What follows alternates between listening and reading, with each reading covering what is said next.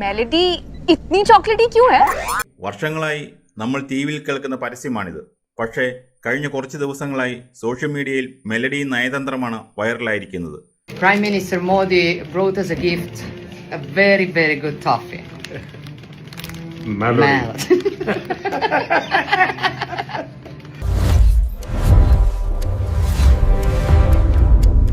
പ്രധാനമന്ത്രി നരേന്ദ്രമോദിയുടെ ഇറ്റലി സന്ദർശനം ആഗോളതലത്തിൽ വലിയ വാർത്തയായിരിക്കുകയാണ്. അതിന് കാരണം വെറും രാഷ്ട്രീയ ചർച്ചകൾ മാത്രമല്ല, മോദി ഇറ്റാലിയൻ പ്രധാനമന്ത്രി ജോർജിയ മെലോണിക്ക് നൽകിയ ഒരു പാക്കറ്റ് മെലഡി മിഠായിയാണ്. ഇന്റർനെറ്റ് ലോകം ഇരുവരുടെയും പേരുകൾ ചേർത്ത് പണ്ടേ മെലഡി എന്ന് വിളിക്കാറുണ്ട്. അത് മനസ്സിലാക്കി മോദി തന്നെ ഈ മിഠായി സമ്മാനമായി കൊടുത്തതോടെയാണ് സംഭവം വൈറലായത്. മിഠായിയിലും സെൽഫിയിലും ഒതുങ്ങുന്നതാണോ ഇന്ത്യ ഇറ്റലി ബന്ധം? ഈ ചിരികൾക്കും റീലുകൾക്കും പിന്നിൽ വലിയൊരു അന്താരാഷ്ട്ര രാഷ്ട്രീയ ചരിത്രമുണ്ട്. വൻ പ്രതിസന്ധികളിൽ നിന്ന് ഇറ്റലിയും ഇന്ത്യയും എങ്ങനെ ഈ മെലഡി കെമിസ്ട്രിയിലേക്ക് എത്തിയെന്ന് നോക്കാം. ഇന്ന് നമ്മൾ കാണുന്ന ഈ സെൽഫികൾക്കും ചിരികൾക്കും മുമ്പ് ഇന്ത്യയും ഇറ്റലിയും തമ്മിലുള്ള ബന്ധം ശരിക്കും വട്ടപൂജ്യമായിരുന്നു, അല്ലെങ്കിൽ വളരെ മോശമായിരുന്നു. നമുക്ക് 2012 ഒന്ന് പോകാം. കേരളക്കരയെ നടുക്കിയ എൻട്രീക്ക ലെക്സി എന്ന കപ്പൽ ഓർമ്മയുണ്ടോ? കൊല്ലം തീരത്ത് മീൻ പിടിച്ചുകൊണ്ടിരുന്ന 2 മലയാളി മത്സ്യത്തൊഴിലാളികളെ 2 ഇറ്റാലിയൻ നാവികർ വെടിവെച്ചു കൊന്നു. കടൽ കൊള്ളക്കാരാണെന്ന് തെറ്റിദ്ധരിച്ചാണ് വെടിവെച്ചതെന്നായിരുന്നു അവരുടെ വാദം. അതോടെ ഇന്ത്യയും ഇറ്റലിയും തമ്മിൽ വലിയൊരു നയതന്ത്ര യുദ്ധം തന്നെ തുടങ്ങി. നാവികരെ വിട്ടുകിട്ടാൻ ഇറ്റലി പരമാവധി ശ്രമിച്ചു. എന്നാൽ ഇന്ത്യ നിയമപരമായി ശക്തമായി മുന്നോട്ടു പോയി. കേസ് അന്താരാഷ്ട്ര കോടതി വരെ എത്തി. വർഷങ്ങളോളം ഈ ഒറ്റ പ്രശ്നത്തിന്റെ പേരിൽ ഇന്ത്യയും ഇറ്റലിയും തമ്മിൽ മിണ്ടാട്ടമില്ലായിരുന്നു. ശത്രുക്കളെ പോലെയാണ് ഇരു രാജ്യങ്ങളും പെരുമാറിയിരുന്നത്. ആ കൈപ്പുള്ള ചരിത്രത്തിൽ നിന്നാണ് ഇന്ന് നമ്മൾ കാണുന്ന ഈ മധുരമുള്ള മെലഡി കാലത്തിലേക്കുള്ള മാറ്റം. പഴയ പിണക്കങ്ങളൊക്കെ മാറി ഇരു രാജ്യങ്ങളും പുതിയൊരു തുടക്കത്തിന് വഴിമാറിയത് 2 പ്രധാന കാരണങ്ങൾ കൊണ്ടാണ്. 1, നാവികരുടെ കേസ് നിയമപരമായി അവസാനിച്ചു. 2, ഇറ്റലിയിൽ ഭരണം മാറി ജോർജിയ മെലോണി അധികാരത്തിൽ വന്നു. 2023 ഡൽഹിയിൽ വെച്ച് നടന്ന G20 ഉച്ചകോടിയിലാണ് ഇന്ത്യയും ഇറ്റലിയും തമ്മിലുള്ള ഈ പുതിയ വൈബ് ലോകം ആദ്യമായി കാണുന്നത്.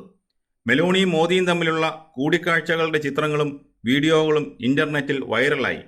ഡിജിറ്റൽ യുഗത്തിൽ നയതന്ത്രം എങ്ങനെ ജനങ്ങളിലേക്ക് എത്തിക്കാമെന്ന് മെലോണിക്ക് കൃത്യമായി അറിയാമായിരുന്നു.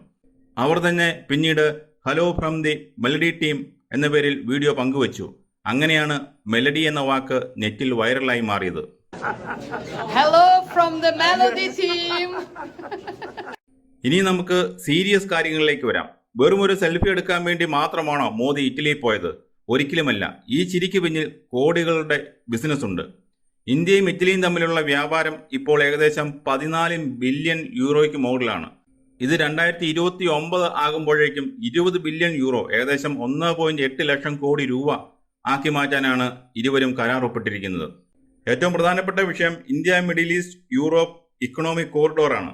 ഇന്ത്യയിൽ നിന്ന് ആരംഭിച്ച് ഗൾഫ് രാജ്യങ്ങൾ വഴി യൂറോപ്പിലേക്ക് എത്തുന്ന വലിയൊരു ചരക്ക് പാതയാണിത്. ചൈനയുടെ കടന്നുകയറ്റത്തെ തടയാൻ ഇന്ത്യ കൊണ്ടുവന്ന മാസ്റ്റർ പ്ലാൻ. ഈ പാത യൂറോപ്പിലേക്ക് കടക്കുന്നത് ഇറ്റലി വഴിയാണ്. അതുകൊണ്ട് തന്നെ ഇന്ത്യക്ക് ഇറ്റലിയെയും ഇറ്റലിക്ക് ഇന്ത്യയെയും ചേർത്ത് പിടിച്ചേ പറ്റൂ.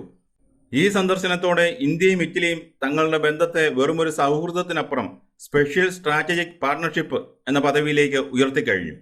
പ്രതിരോധ മേഖലയിൽ ഇരു രാജ്യങ്ങളും ഒന്നിച്ച് പ്രവർത്തിക്കും. യുദ്ധക്കപ്പലുകളും വിമാനങ്ങളും ഒന്നിച്ച് നിർമ്മിക്കുന്നതിനെക്കുറിച്ചാണ് ചർച്ചകൾ നടക്കുന്നത്. ഇതുകൂടാതെ ആർട്ടിഫിഷ്യൽ ഇന്റലിജൻസ്, സെമി കണ്ടക്ടർ ചിപ്പുകൾ, ക്രിട്ടിക്കൽ മിനറൽസ് എന്നിവയിലും വലിയ സഹകരണം ഉണ്ടാകും. മോദി മെലോണിക്ക് വെറും മിഠായി മാത്രമല്ല കൊടുത്തത്. മണിപ്പൂരിന്റെ ഷിരൂയി ലില്ലി സിൽക്ക് സ്റ്റോളും അസമിന്റെ ഗോൾഡൻ സിൽക്കും സമ്മാനമായി നൽകി.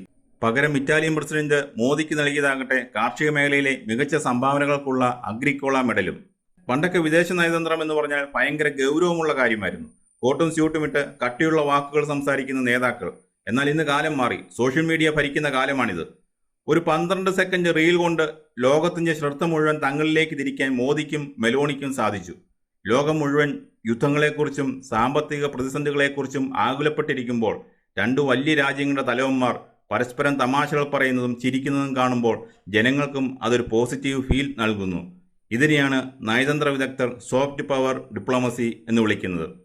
ചരിത്രത്തിലെ കൈപ്പേറിയ ഓർമ്മകളെല്ലാം മറന്ന് ഇന്ത്യയും ഇറ്റലിയും ഇന്ന് പുതിയൊരു യുഗത്തിലേക്ക് കടക്കുകയാണ്. അതിന് ഇന്റർനെറ്റിലെ ഈ മെലഡി ട്രെൻഡ് വലിയൊരു ഇന്ധനമായി മാറിയിരിക്കുകയാണ്.